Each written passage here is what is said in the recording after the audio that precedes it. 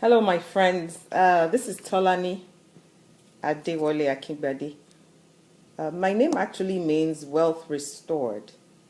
That means at some point I had lost some wealth or I had lost certain things in life that God had to restore for me.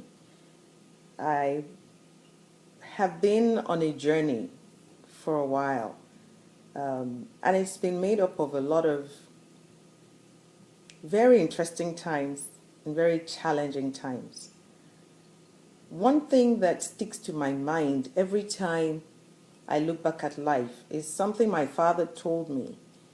I think I must have been in my sophomore year in college, and he said to me, he said, "Be careful, my daughter."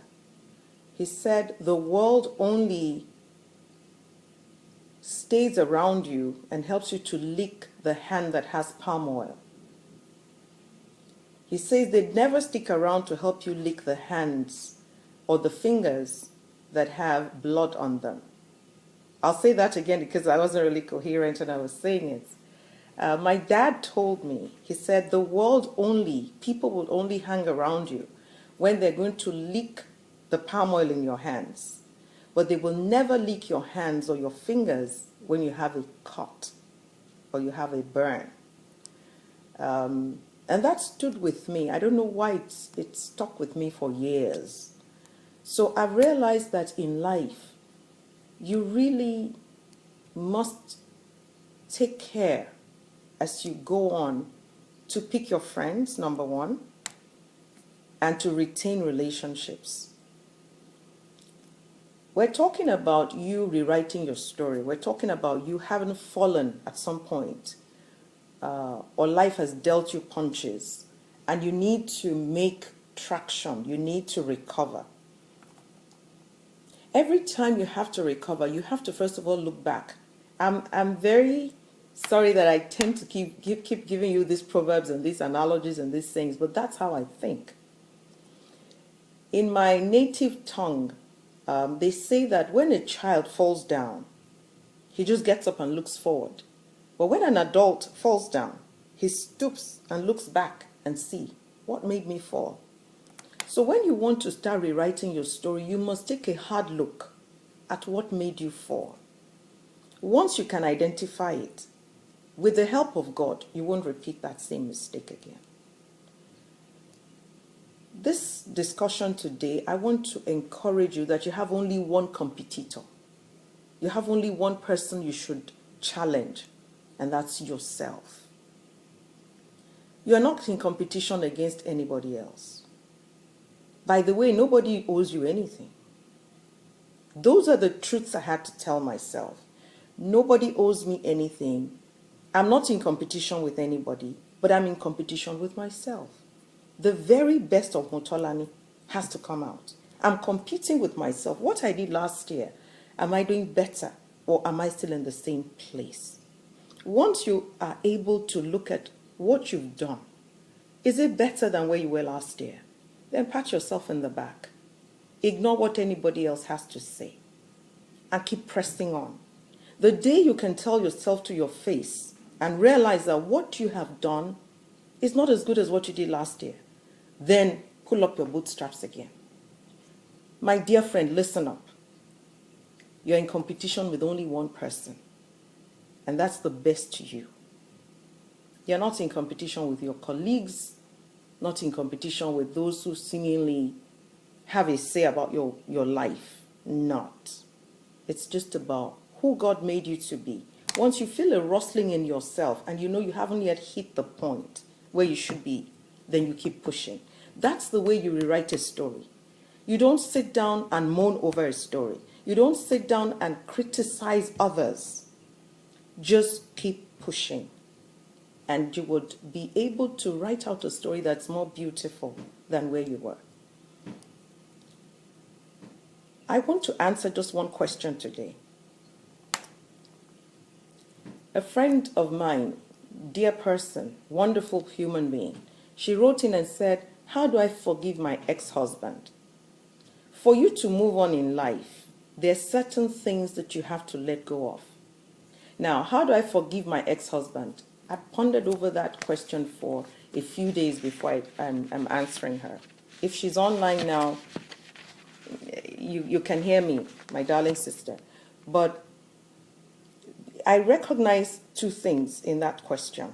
And the first one is, you've both gone your separate ways. An ex-husband means he's gone, and you've both moved on. That's the second assumption. But then also, in your heart, you say there is a need to forgive. And when we're dealing with this kind of thing, how do I forgive my ex-husband? It's not just a husband. How do I forgive a business partner? How do I forgive someone I trusted and they betrayed my trust? It tells you that you know you need to forgive, realizing that that's the only way you can move on in life. Number one. Number two, that's the way you will be forgiven yourself. If you don't forgive, you can't be forgiven. Now, this is a very tender thing to talk about. But how have I dealt with it? I have realized that the individual has done the best they knew to do in that circumstance. And if I don't forgive them, I will not receive forgiveness. Secondly, there will be a leash around my life, which makes me like a dog being pulled around. Now, that individual has moved on. And then I'm still thinking of what they did. So they're controlling me from where they are. No. Release them and let them go. That's the way you will be able to move forward and rewrite your story. Now, the question was, how do I forgive my ex-husband? This is how.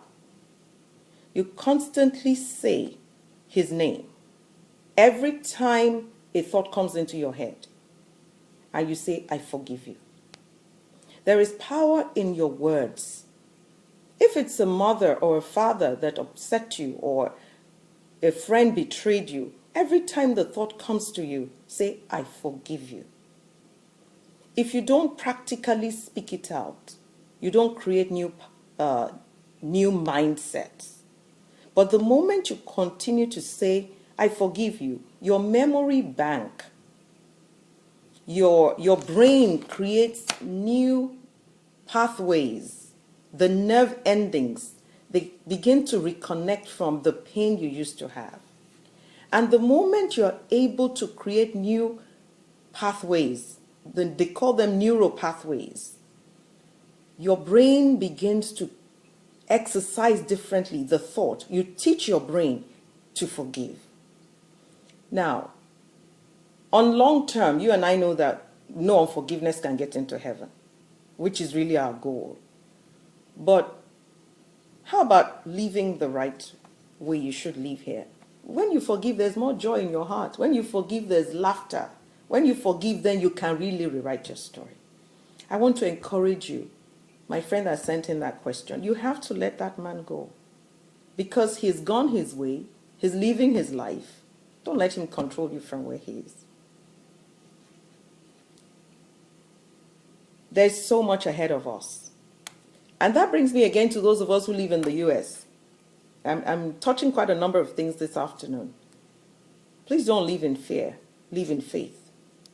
God is still sovereign over the nations, and he has you in the palm of his hands. I'm looking forward to more questions. Please send them in. It helps me to engage and know where exactly you are.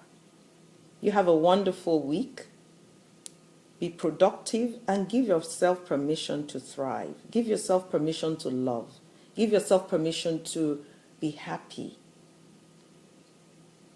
Nobody owes you anything, and you're not in competition against anyone. Have a wonderful week. I appreciate you. God bless.